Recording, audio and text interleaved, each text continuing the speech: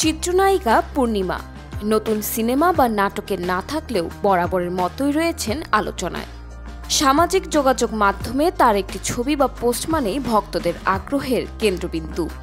সাধারণত ব্যক্তিগত জীবন নিয়ে প্রকাশ্যে খুব বেশি কথা বলেন না তিনি, তবে এবার নিজের ফেসবুক পেজে লিখলেন এক আবেগময় দার্শনিক আক্ষেপের কথা। রোববার ১৯ তারিখ পূর্ণিমা লেখেন, যাদের আপন ভেবে দরজা খুলে দিই তারা আসলে বিষধর সাপ। প্রয়োজনে বন্ধুর মুখোশ পরে পাশে ঘোরে, আর সুযোগ পেলেই বিষ ঢেলে দেয় আমাদের স্বপ্নে, আমাদের জীবনে। তার এই পোস্টে অনেকেই বিস্মিত। কেউ লিখেছেন, পূর্ণিমা আপু ঠিকই বলেছেন, কথাগুলো জীবনের বাস্তব চিত্র। আবার কেউ মন্তব্য করেছেন, এ যেন আমাদের সবার জীবনের গল্প।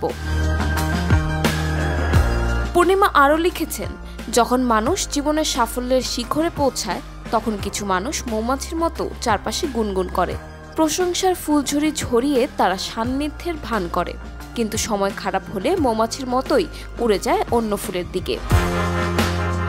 শেষে তিনি লিখেছেন, মিথ্যা সম্পর্কের ভিড়ে নিজেকে হারিয়ে ফেলার চেয়ে নিঃসঙ্গতা অনেক বেশি শান্ত, নিরাপদ এবং মর্যাদাপূর্ণ। দীর্ঘ ২ দশকেরও বেশি সময় ধরে চলচ্চিত্র, টেলিভিশন ও উপস্থাপনায় নিজের অবস্থান পোক্ত করেছেন পূর্ণিমা। সবসময় আলোচনার বাইরে থাকতে চাইলেও এমন এক আত্মমুখী ও গভীর পোস্ট আবারও তাকে এনে দিয়েছে সবার নজরে।